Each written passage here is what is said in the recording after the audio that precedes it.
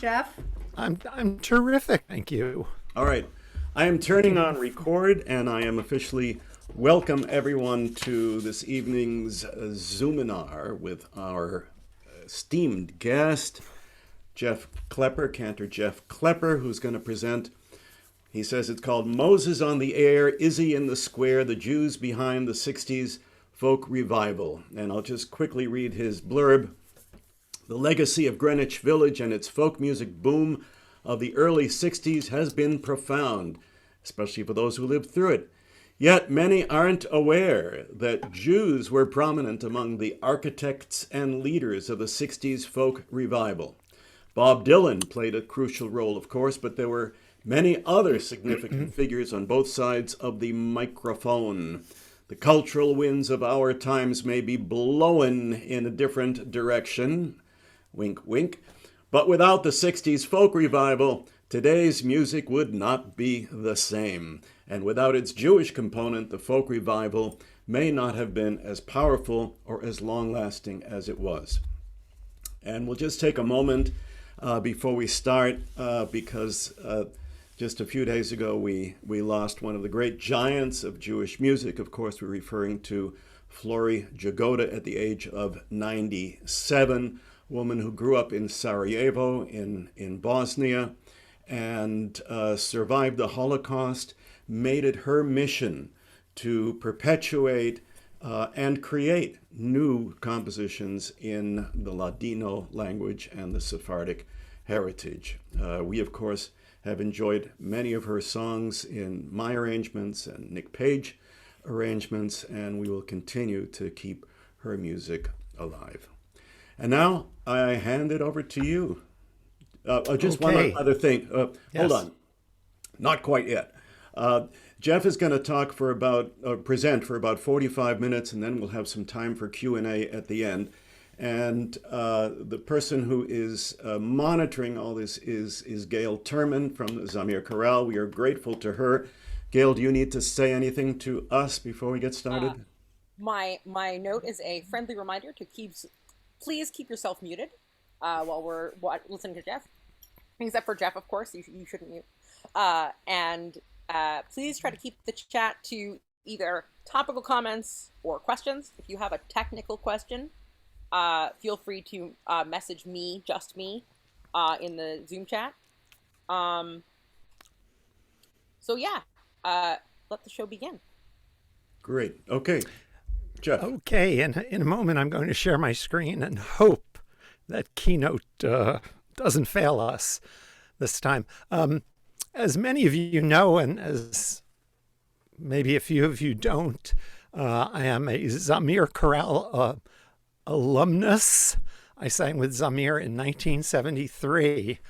Yeah, that's a really long time ago, just 1 year, and then I went to cantorial school, and the rest, as they say, is history. But it's always great to be back with Zamir, with the concerts and the parties and all kinds of fun things. And I want to thank Maestro Jacobson for inviting me to do this talk.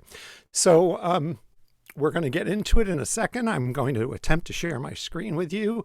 I'm having a little reflux problem with the voice, It's sort of endemic to our profession, so please don't be overly concerned, but I'll be fine. Don't worry. So let's attempt to share the screen. There it is. Okay, I just have to hit play. So I call this Moses on the Air, Izzy in the Square. What do I mean by that? Let me just get rid of all your shiny faces so I can see the program. Moses, of course, refers to Moash. I'll tell you all. Oh, that's right. I have to get rid of the floating thing. Gail taught me how to do this.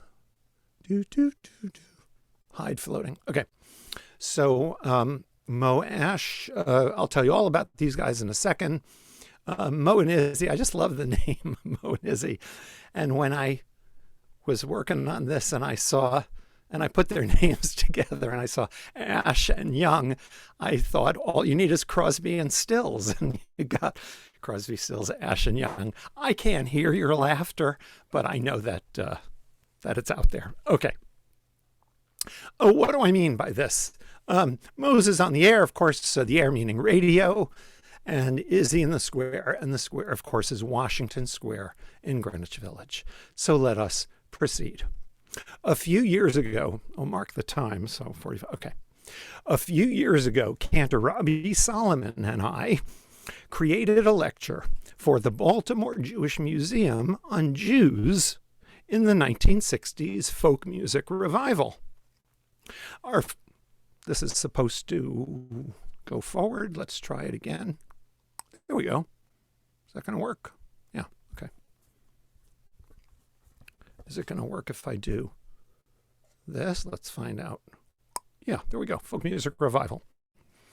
Our focus at that time was on the music of the period and how much of it had a connection to Jewish tradition, from the biblical verses of Turn, Turn, Turn, Pete Seeger, to the Yiddish poetry of Dona, Dona, Joan Baez, to songs from Israel, largely thanks to Harry Belafonte's hit recording of Hava Nagila, to the Hasidic folk stylings of Shlomo Carlebach and the prophetic justice songs of Bob Dylan.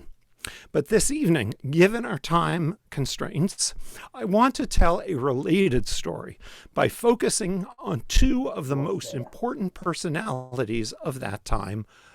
Who else? Mo and Izzy. Neither one a singer or musician, but whose efforts were, forgive the pun, instrumental in creating and nurturing the 60s folk revival. In highlighting the contributions of Mo Ash and Izzy Young, I am hardly saying that they are the only significant figures of their time and place. A very good case could be made, for example, for Pete Seeger and Alan Lomax being just as important, except that Pete and Alan doesn't have the same ring as Mo and Izzy when talking to a mostly Jewish audience. Let's not forget that Ash and Young, Crosby, Stills, Ash and Young, were not the only Jewish figures associated with the folk revival. A number of others, such as Theodore Bickel, Oscar Brand, and impresario Harold Leventhal, just to name a few, also made vital contributions.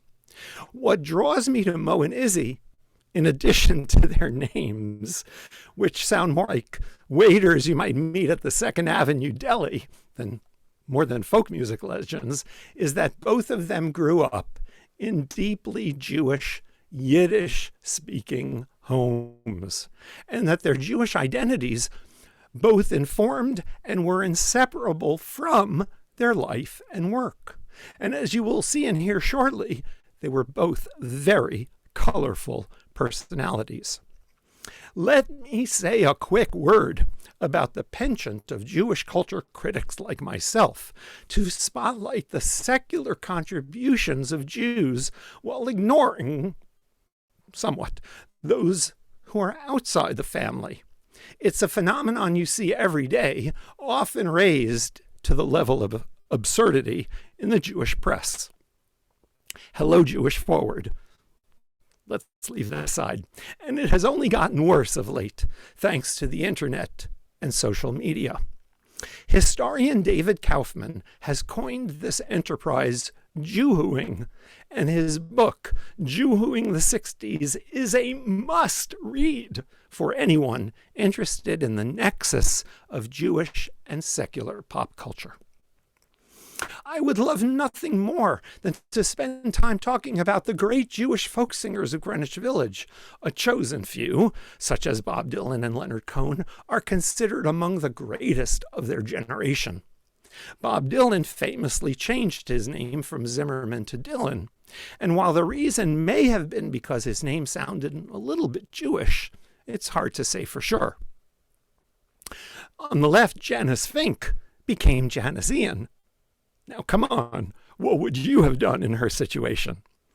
While others, such as Art Garfunkel and the Lovin' Spoonful's Zal Yanovsky, Zal Zalman, right, resisted the urge to Americanize their names. But alas, our time is short and the task is great. Let's simply note here that neither Mo Ash or Izzy Young ever felt compelled to alter their Jewish-sounding names, and for that let us all say Yasher Koyach. Moses Ash was the founder of Folkways Records, arguably the most influential independent record company of the 20th century. We will get to Folkways in a minute, but first a little history.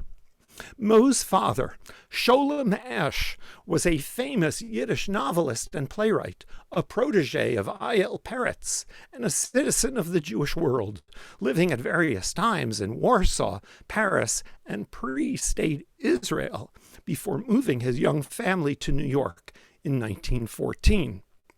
Sholem Ash was a great writer, and also an iconoclast who insisted on pushing the boundaries of what were considered acceptable subjects in literature and theater in the early 20th century. His unflinching depictions of sexuality and religiosity made him a controversial figure. Later in his career, he wrote extensively about the life of Jesus, hoping that his work would create bridges of understanding between Christians and Jews, but it only succeeded in alienating many of his Jewish readers, and Sholem left the U.S. in 1953 to live the rest of his life in Europe and Israel. Like his father, Moses Ash was an iconoclast, stubborn and driven. Instead of going to college, he moved to Berlin around 1920 to study electronics, where he became an expert in microphones, recording, audio equipment, and repair. Due to the hyperinflation of Weimar Germany, he was able to live very cheaply on just a few American dollars. On a trip to Paris in 1925, he came across a book that would change his life. Cowboy Songs and Frontier Ballads, collected by John Lomax, published in 1910. Lomax's book, with its foreword by Teddy Roosevelt, was a seminal work of American ethnomusicology, and it planted the seed in Ash's mind that folk music was among the truest expressions of a people's culture. Returning to the States, Mo set up an electronics repair shop in Brooklyn.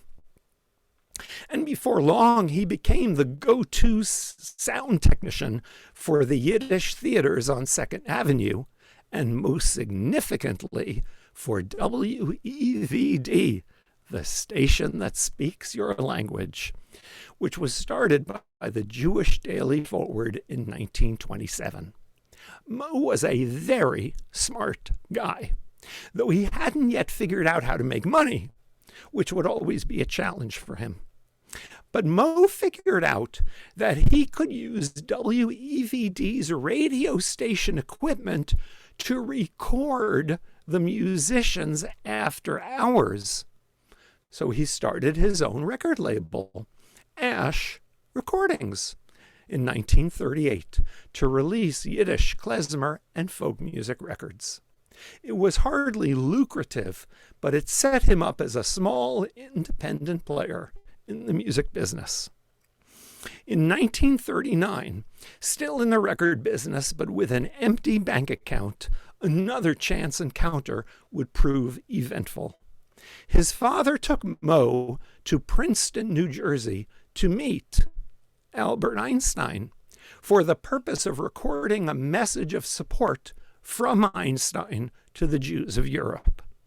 After the recording session, the quite elder Einstein asked Mo what he hoped to do with his life, and Mo replied that he wanted to record the sounds of people from around the world, and Einstein told him that that would be a great and worthy endeavor. After several years of not making much money, Mo got the idea for a record company that would market educational recordings of folk music and spoken word to schools and libraries. He started Folkways Records in 1947 with $3,000. His first recordings focused on jazz, blues, and the voices of notable figures, such as the poet Langston Hughes. He recorded both Leadbelly and Woody Guthrie at a time when neither of these legendary folk singers were considered commercial enough for the major record companies. He recorded Pete Seeger when Seeger's career was damaged by McCarthyism and the Red Scare. Though it was a relatively small part of his output, Folkways released a number of Yiddish and Hebrew recordings, some of which featured covers drawn by the great artist Ben Shahn. Soon after Folkways got going, an eccentric record collector and beatnik filmmaker from the West Coast named Harry Smith came to Mo with the idea of re-releasing a selection of hillbilly, and that's what they were called then, hillbilly and blues records made before World War II. Records that had only been sold regionally in the South and were no longer commercially available. In fact, they had become rare and hard to find, available only in the dusty shelves of secondhand record shops, and only then if one knew what to look for. Because the records were technically out of print, Mo took a gamble, and without... Whoops. Let me get my... There we go. Okay. Must have hit something. Let's return to our program. Mo took a gamble, and without paying any royalties or licensing fees, released 84 tracks on 6 LPs as the Anthology of American Folk Music. Published along with copious scholarly notes in 1952, the anthology has been credited with kick-starting the 60s folk music revival, for it quickly became the well from which every guitar slinger in Greenwich Village drank. But more than that, the anthology's success brought newfound attention to a number of its now elderly artists who, after years of obscurity, were offered record deals, college tours, and folk festival appearances where they shared their authentic American roots music with the baby boomer generation. That's my generation. Mo's recording expertise made it possible to set up the mics, produce, engineer, and edit all by himself. He recorded as simply as possible with one microphone, rarely did a second take, and often wrote the liner notes.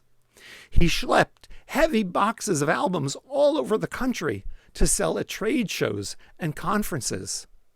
Yes, he paid a few dollars for cover designs when he had to, and he was usually late with his bills and rarely paid artist royalties. His stubborn mission was to bring out as many recordings as he could, even if they failed to make a profit. He might pay his artists $50 out of his pocket when they recorded, but after that, they would have to chase after him for more money. And they never knew exactly how many albums had been sold, and neither did Mo, frankly. The folk singer Dave Van Ronk said, "Mo Ash could be an exasperating man, and he would never pay you 10 cents if he could get away with 5. Here is a snippet of a recorded interview with Ash from around 1980, in which he discusses his prodigious work ethic. And if you stick around to the end, I'll show you how to find the entire interview. I'm the only one that does. I come on Saturday to organize myself, I guess, for the week and so forth. I divide Whoops, my Jeff. time. Okay, did we hold on here? Heavy thinking work. I think we lost. We did. You didn't. I think it's missing the share computer sound. Yeah, let me try that again. You have to do that each and every time. I hate that. Yes, but you also, if you click the more button, Yes. you get a toggle box right in there. Oh, how interesting. What does it say?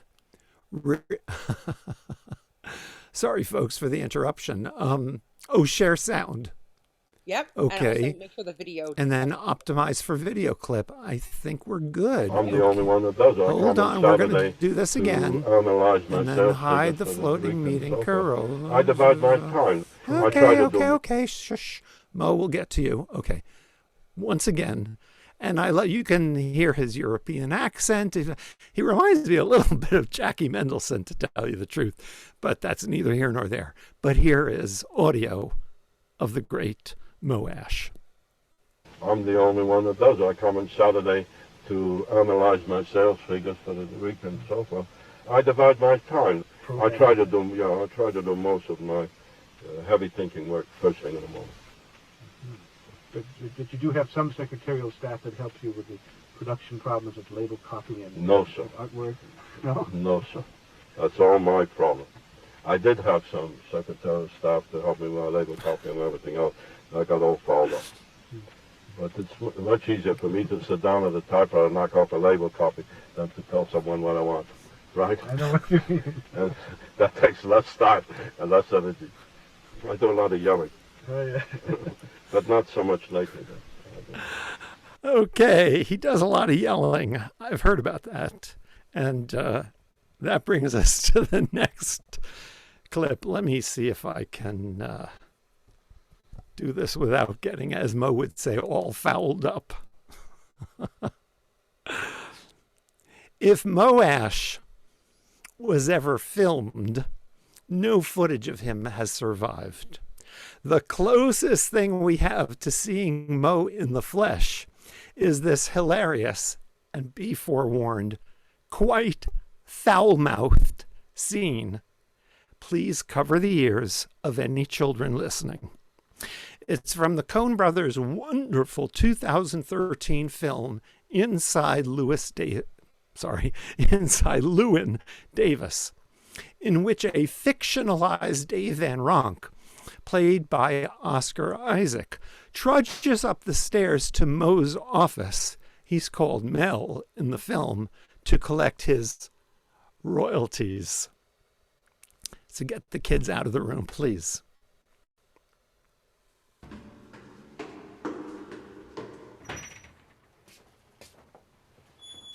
Hi.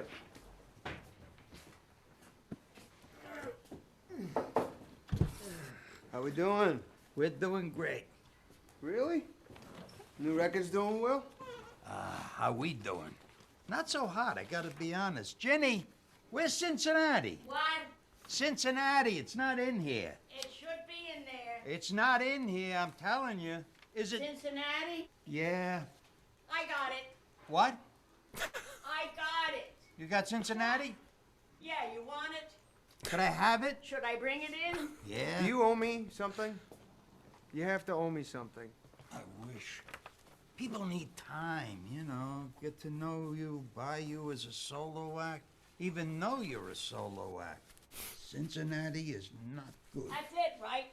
Yeah, this is it, God help. Nobody knew us when we were a duo. It's not like me and Mike were ever a big act.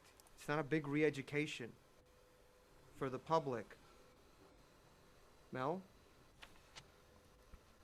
Mel! How you doing, kid? Mel, there was no advance on my solo record. There's gotta be some royalty. Fucking Christ's sake, it's cold out. I don't even have a winter coat. Jesus Christ, you're kidding me.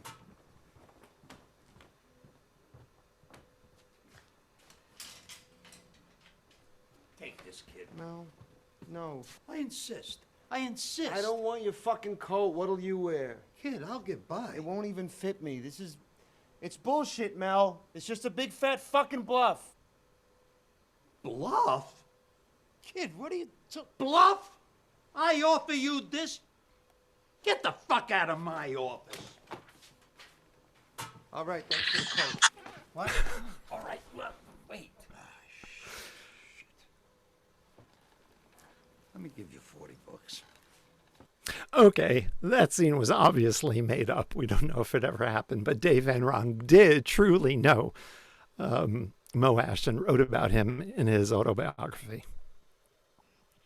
When Moash finally retired, he stipulated that whoever took over the company, and by the way, this is at the Newport Folk Festival, he stipulated that whoever took over the company would have to promise to keep every one of Folkway's 2,168 titles in print, regardless of how well it sold. And about his refusal to delete titles that sold poorly or not at all, he famously said, "Do you delete the letter Q from the dictionary because you don't use it as much as the others?"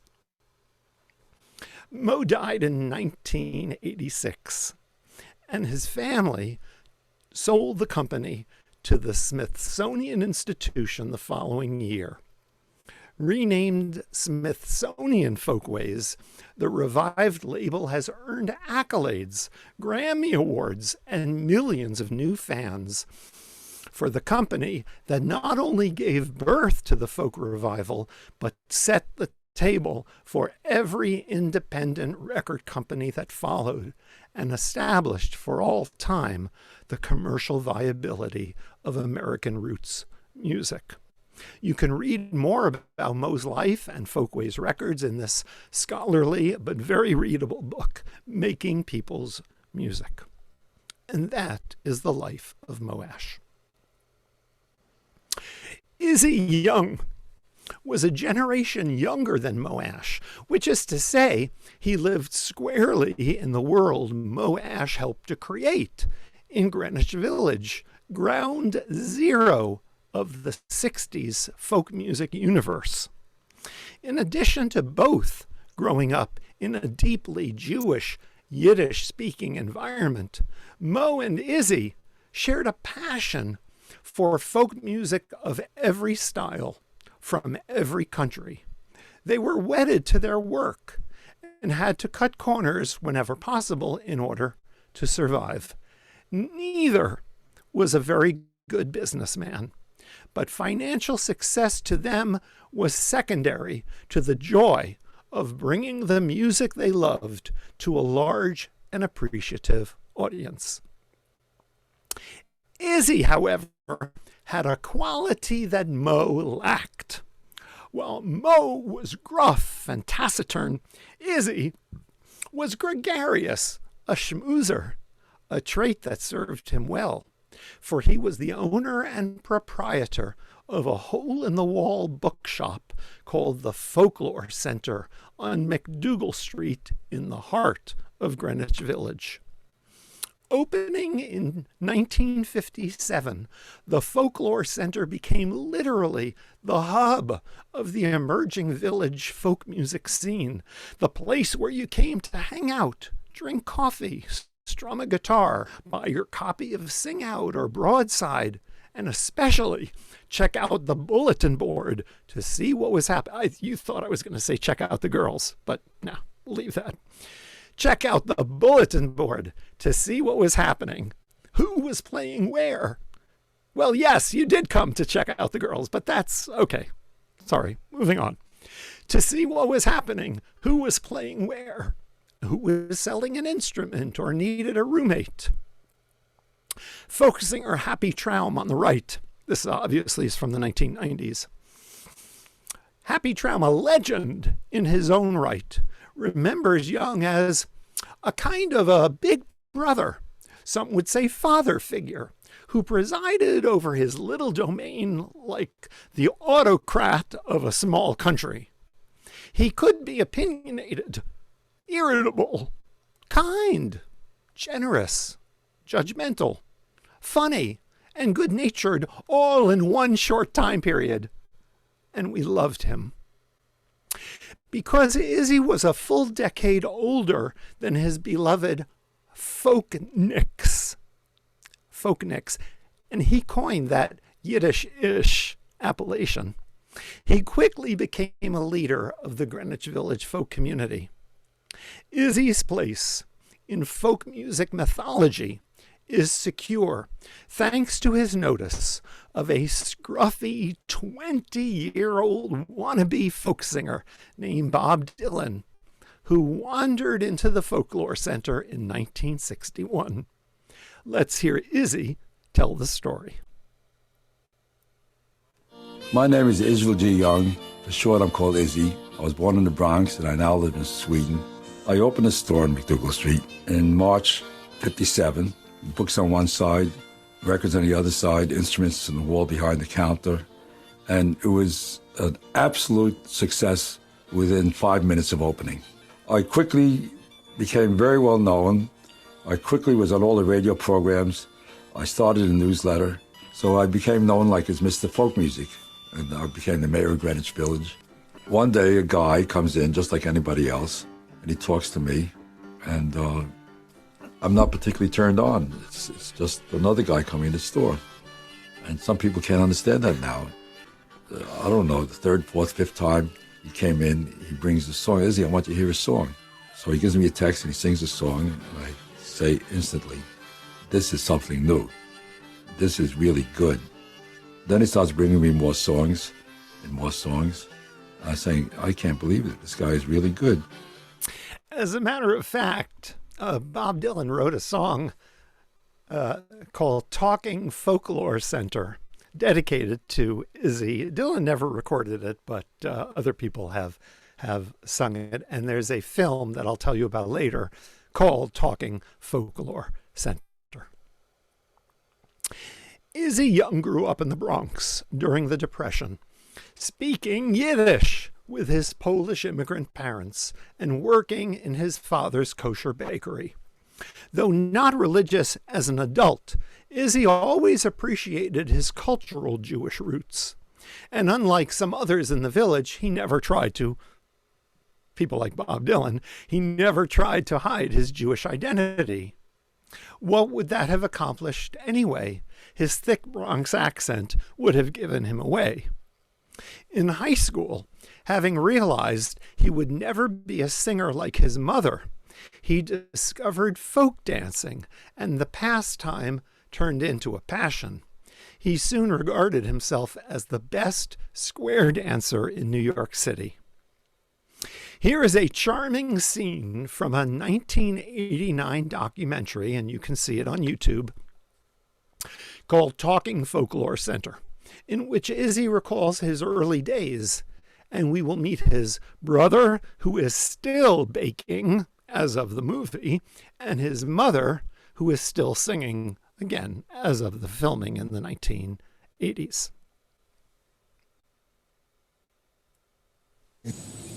Brooklyn.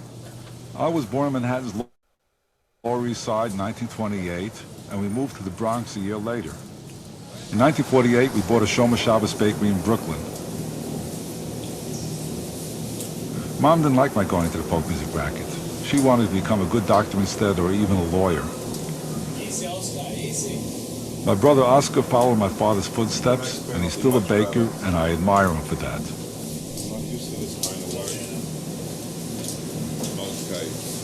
Mom has always sung Jewish songs or poetry set to music by loved composers. My Yiddish Mädel, sie ist so schein. My Yiddish Mädel, mit dem jiddischen Chaim. Die goldene Herrle, die zähnlich wie Perle. Nor a Yiddish Mädel, ken zana so shine. Being at home with Jewish music prepared me for being at home with all kinds of folk music. Mom sang when working, cleaning up, when putting us to sleep, and when she was alone in the kitchen late at night preparing for the next day. Meanwhile, Pop was working all night in a bakery somewhere. In the old days, you put a union label on because the workers think that's so well paid, and this was insurance for them for in case they were sick and old. And you put it on, and they had a strike in the 30s, and they would sing a song half in Yiddish and half in English, and it went like this. Zessica weg by the kitchen table, tra-la la la la, Essen bright with the union label, tra-la la la la, International Union bright, macht die Becken schönen right, tra-la la la la, tra-la la la la. And that was the only bakery strike they ever had in New York, and they won. Right, Oscar? They won the strike. Absolutely. There's no such thing as a union going out of business. Okay. As you heard Izzy say, listening to his mother sing was one of the formative experiences of his youth.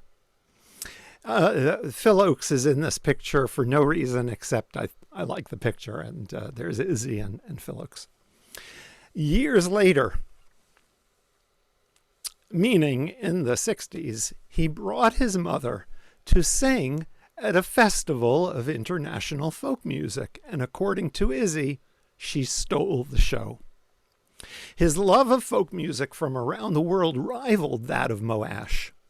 Izzy was a founder of a not-for-profit organization called the Friends of Old Time Music, and they produce concerts in the village, bringing to New York City country and blues legends such as Doc Watson and Mississippi John Hurt for the first time. Greenwich Village, one of Manhattan's most identifiable and charming neighborhoods, had long been an enclave of writers, artists, and offbeat characters, perhaps reflecting its Meshuggah street plan. Where else but in the village would West 4th Street and West 10th Street intersect? While the area near Washington Square Park and its famous arch was home to the wealthy, the rest of the village consisted of aging walk-up row houses with cheap rents that perfectly suited the bohemians who flocked there during the 20th century. In addition, the village-like feel of the village attracted legions of immigrants from Italy, whose cafes and markets added to the neighborhood's charm, but whose old-world values clashed with the emerging culture of the late 50s, as thousands of beatniks and folk singers moved into the neighborhood. The village had long been a haven for those on society's fringes, interracial couples, gays, winos, and addicts. But Washington Square Park, once quiet and sedate, had become a gathering spot for folk singers every Sunday afternoon during the warmer months. Folk singing in the park had begun in the late 40s and continued uneventfully through the next decade. Even Woody Guthrie played there in 1954. There he is with Ramblin' Jack Elliott, who was also Jewish, but you wouldn't know it from his cowboy hat or his name. He was Elliott Adnapaz from Brooklyn. But no one knew he was Jewish. The folk song community took it upon himself. The folk song community took it upon itself to organize and obtain the necessary permits from the New York City Park Department every year. And the signature on those permits was that of Israel G. Young. But as those Sunday gatherings grew in size, attracting more and more young people from the greater New York area, crowds of shoeless beatniks — I know they don't look like shoeless beatniks, but hey, it's a photo — and other degenerate types trampled the grass, horrors, and left behind bottles and cigarette butts. Sounds like New York City. Even worse, Ed Koch will have to wait. Even worse, the din of drums, guitars, and banjos every Sunday afternoon continued to disturb the longtime residents of this formerly tranquil place. And so they did what pissed off New Yorkers do. They took their complaints to City Hall. In the spring of 1961, the newly appointed New York City Parks Commissioner, Newbold Morris was his name, bowed to public pressure and rejected Izzy Young's annual permit application. With the help of a young lawyer named Ed Koch, and this is Ed Koch from the late 50s. I never knew he played guitar, but apparently he did. And it's a beautiful guitar, too. They formed a Right to Sing committee and planned a peaceful protest in the park for Sunday, April 9, 1961. Even the pastor of nearby Judson Church, the Reverend Howard Moody, joined the protest and castigated the city in his Sunday sermons. Led by Izzy in a suit and tie, thousands showed up that day when a police detail with nightsticks and paddy wagons began their forced removal of the folkies. The peaceful singing protest turned into a mini riot. Bombastic headlines aside, the event has been viewed by historians as the first free speech protest of the turbulent 60s. A documentary filmmaker, Donald Drazen, was on hand to record the scene that day. And here are some highlights from his landmark film, 17-minute film called Sunday, which is available for all to see on YouTube. And folk music connoisseurs will recognize a number of noted folk singers, including Len Chandler, a very young Happy Traum, and banjo wizard Bob Yellen of the Greenbrier Boys. Violating the law by coming in here. Why? What violation? I'm talking to one person. Okay, I'm listening. Are you a leader here? Not really, not really. Oh, well, no, I just happened to be first. The rules and regulations laid down by the park commission. We were talking about Sergeant Christensen, though. We can make it down. Oh, Izzy, get up here. You talk. Name one regulation. Zamir, who are you? Hi. Izzy, come on. Israel Young. Israel Young, yes. And who were you talking to? Sergeant Christensen. He's in the new precinct. Yes. 720. And what did he tell you? He said that we can make a demonstration in the park if we don't make any unnecessary disturbance of the peace. It's against the park regulations. Well, we feel as citizens of America, we have a perfect right to sing. We feel that the police are illegal in their action. We feel that the park official has been capricious in his action toward us. Put it this way. Inspector McCall. There is a regulation. You're aware of that. You're aware of it because you filed an application. That's right. We've had this permit now for 17 years without any problems. Well, wait a minute. You filed the application for the permit that was denied. That's right, but it was denied for a capricious reason rather than an illegal reason. We don't know the reason. That's up to Commissioner Morris. But it's not up to Commissioner Morris to tell the people what kind of music is good or bad. He's telling the people that folk music brings degenerates and bad people. It's not so. This is City Park. This is a free park. Gandhi is a very big influence. Suppression of art.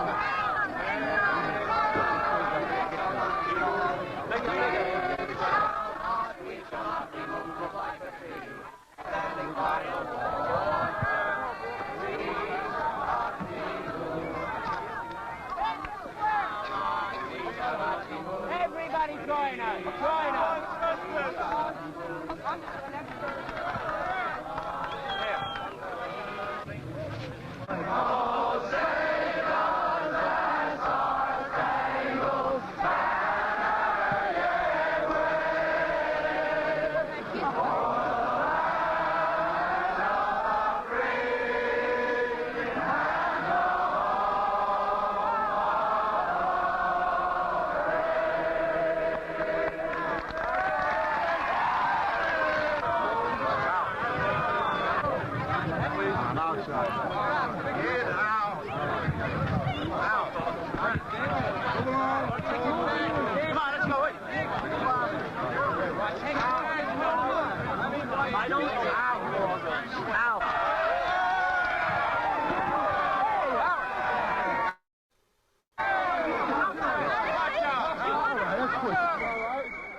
Somehow I must have hit the trackpad and created those red lines, and I have no idea how to get rid of them, but we'll just have to live with it.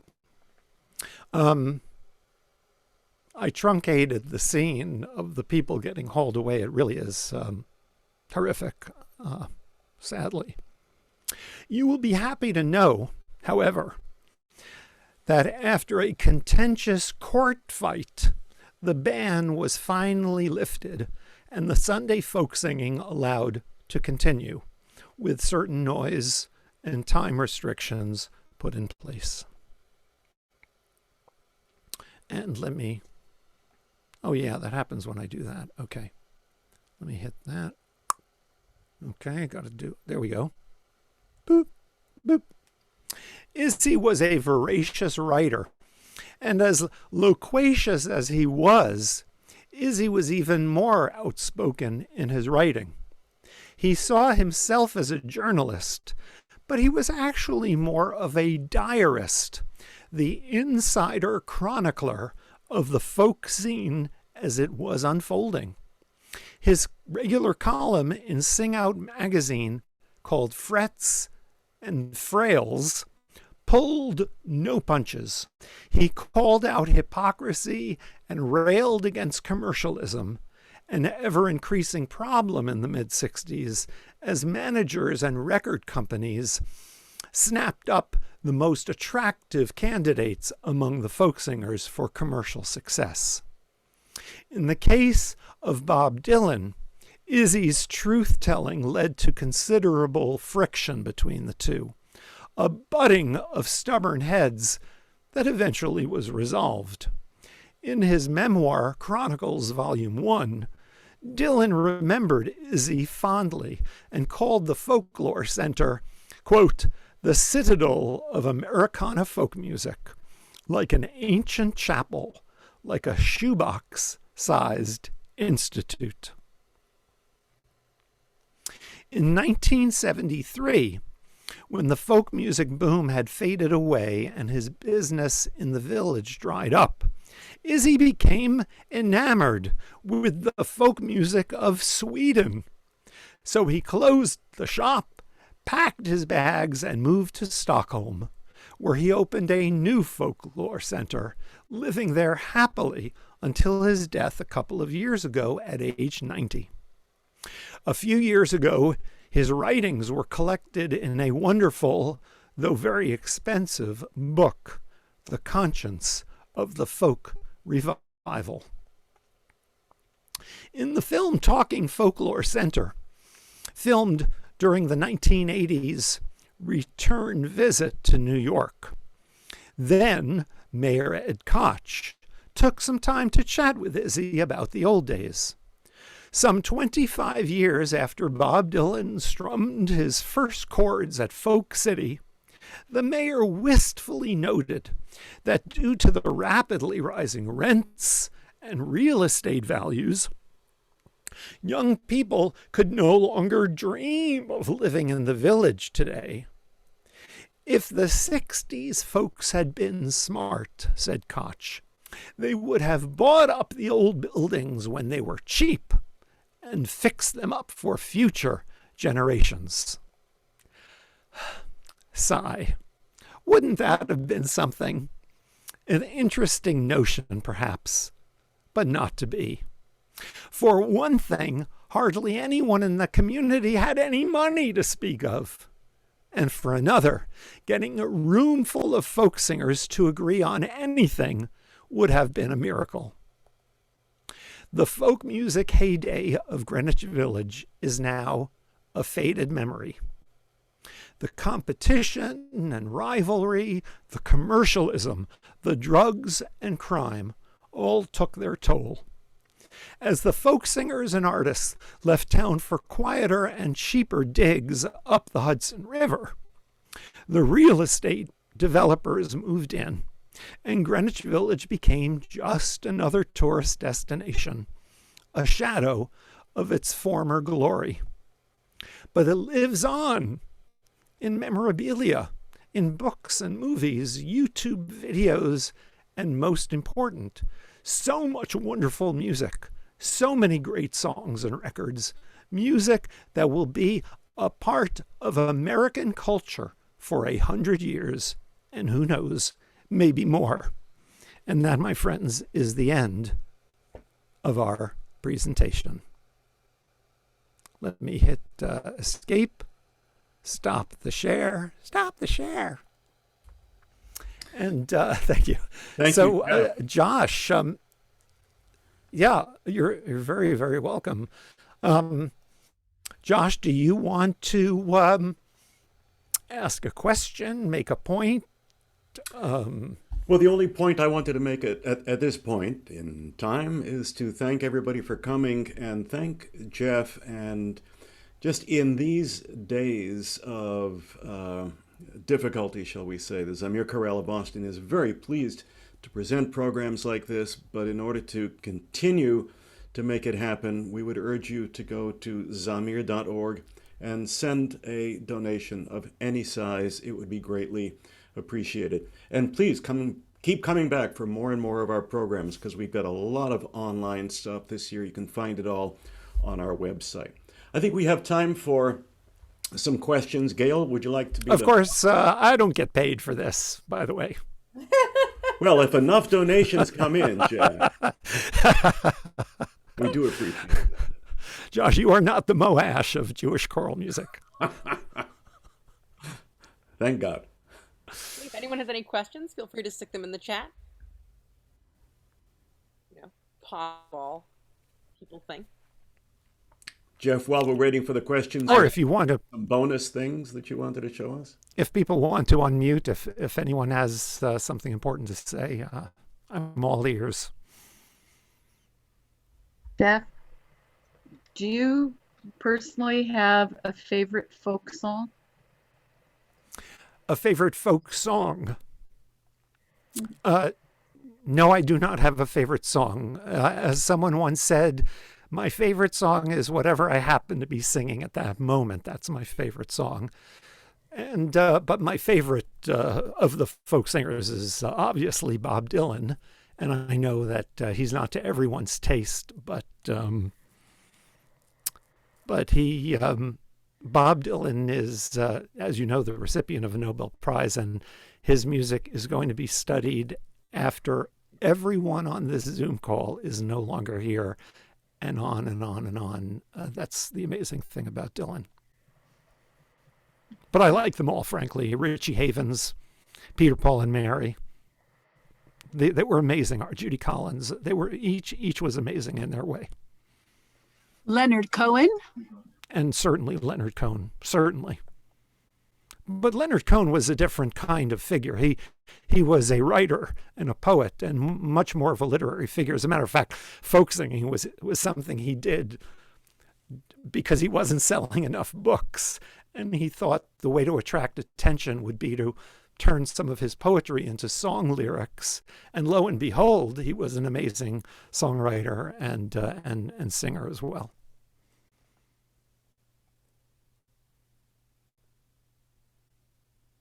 The floor is open. Just a wonderful presentation, Jeff. Very much enjoyable. Thank you. Jeff? Hey. You didn't mention anything about the politics of folk singing in this era. Professor. Very, very closely connected. Could there have been such a thing as a conservative or Republican folk singer?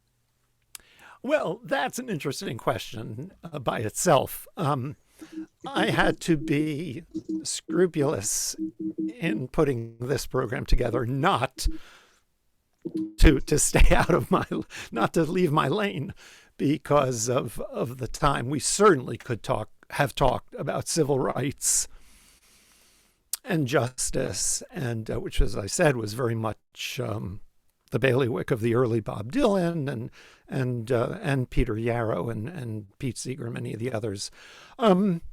Yes, of course there are conservative folk singers. I can't name any off the bat, but I'll just say as a sidebar, and Professor Whitfield, you certainly have studied American comedy, and you certainly know that the classic American comedians like Lenny Bruce and George Carlin, many others, most of whom were Jewish. Even George Carlin, who wasn't Jewish, was actually Jewish, if you know what I mean. His style was Jewish. Even though, as I was saying, the comedians were mostly on the left side of politics, we all know that a number of comedians, especially the great Dennis Miller, who used to be funny on Saturday Night Live, became a conservative. And so I used to say, this is a long-winded way of saying, I used to think that comedy was more of a liberal enterprise, right? Because comedy is protest, essentially. But if you listen to right-wing conservative radio shows, you will hear a lot of Alan Sherman-type parodies that are from a conservative right-wing viewpoint. It's a really amazing thing. And, of course, the more you burrow into those dark holes of right-wing politics, you do discover, unfortunately, a lot of music being sung, but it's not music that you or I would want to listen to. Jeff, if I can jump in here in terms of Black-Jewish relations and what you were saying about Mo Ash, to a certain extent, he was taking advantage of his singers, the performers, and not paying them. And certainly there's a history of that going on back then. Do you want to talk about that? Well, I will just talk about it very briefly. Yes, a lot of discussion has ensued, and I think it's good discussion over the past couple of decades about how, and let's be frank here, we're among our friends and family, how Jewish record producers and Jewish record owners took advantage of their black singers. What I think is very different about Mo Ash was that his slice of the commercial pie was tiny. His records were not making a lot of money. When someone like Leadbelly came to Mo to make a record, and Mo took a bankroll out of his pocket and gave Leadbelly $50, I think, yes, it sounds very patrician and perhaps whatever that word would be, manipulative. But everyone knew that Leadbelly would make his real money doing concerts. And you couldn't go around doing concerts, which might pay a few $100s at a pop.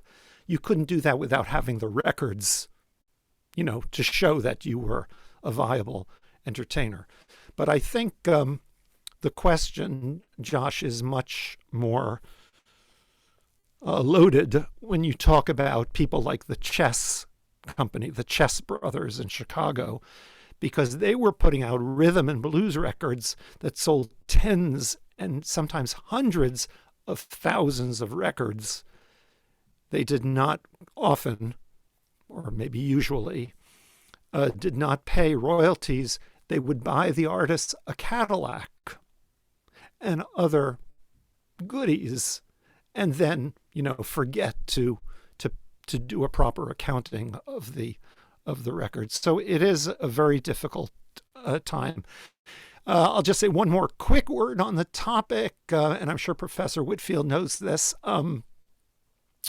Help me out here. The name of a writer who has written about this from Binghamton, the professor of Jewish studies, named, and I can never remember his name. Jonathan Karp. Jonathan Karp. If you are at all interested in this topic, thank you. Look up the articles by Jonathan Karp.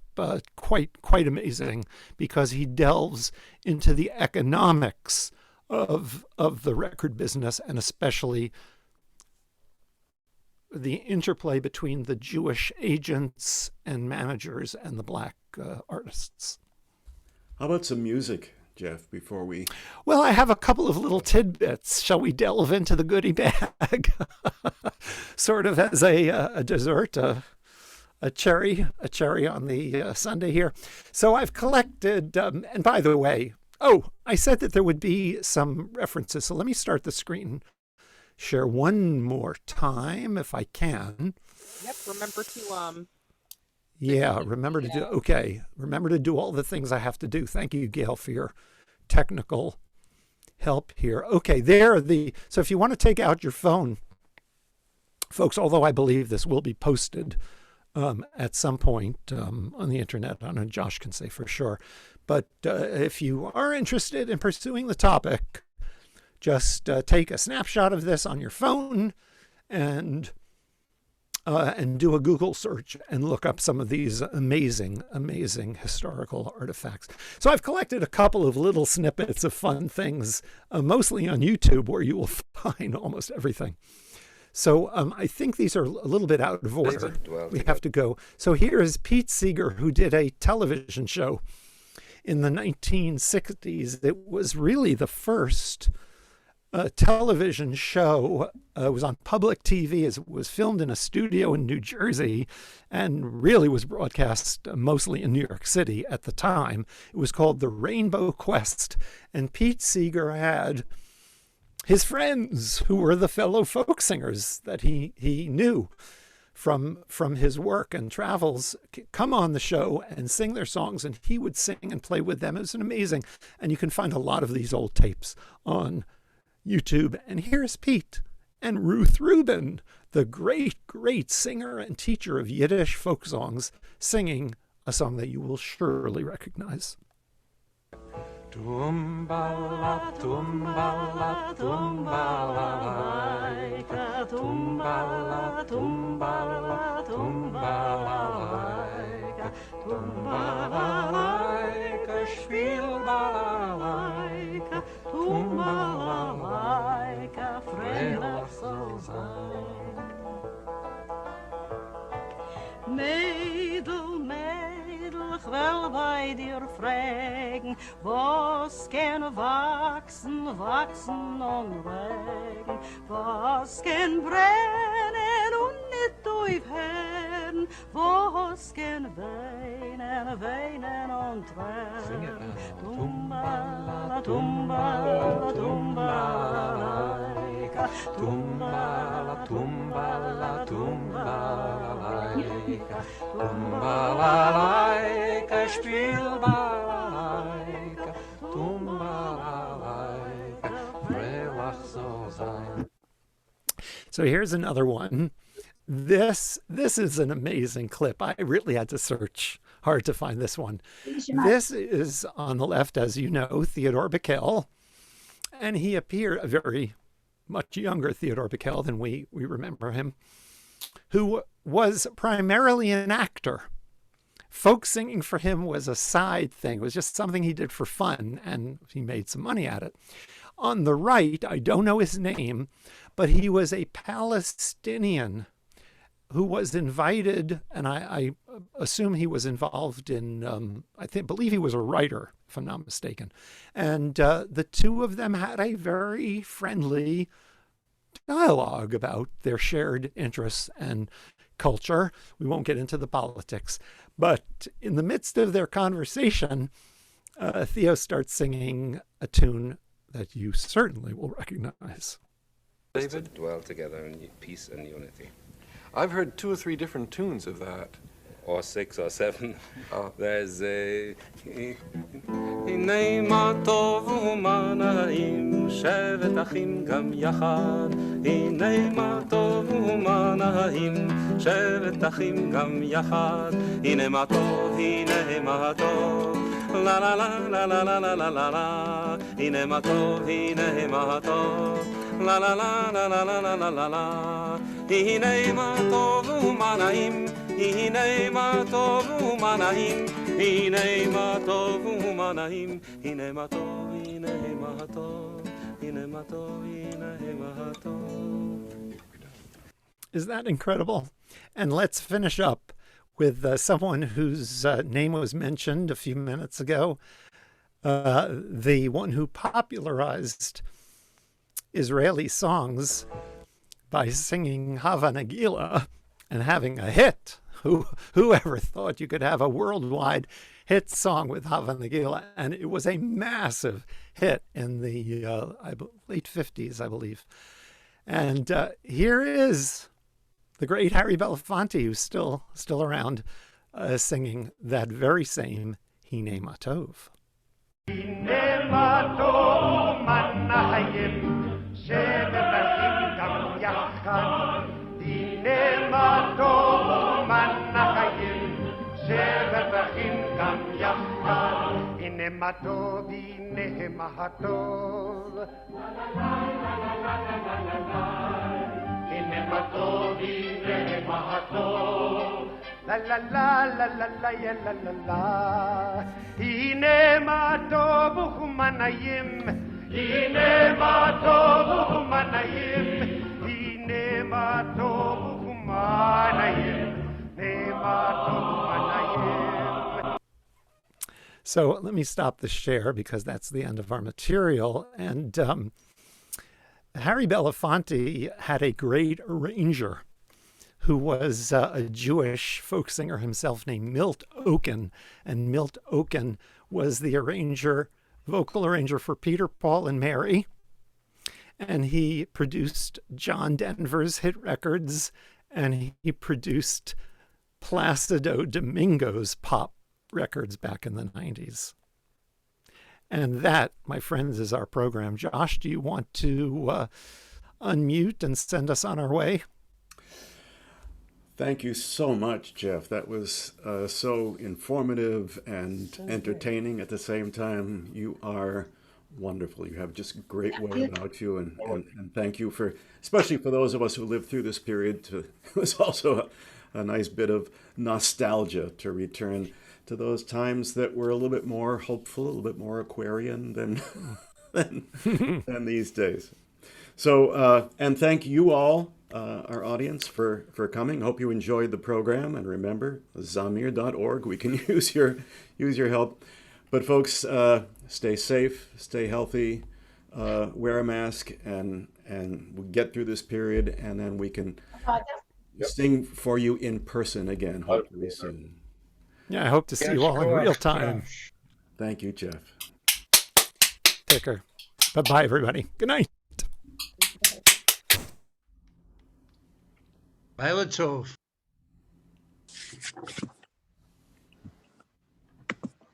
Laila Tov. Josh, you should Halumot stop. Chaz.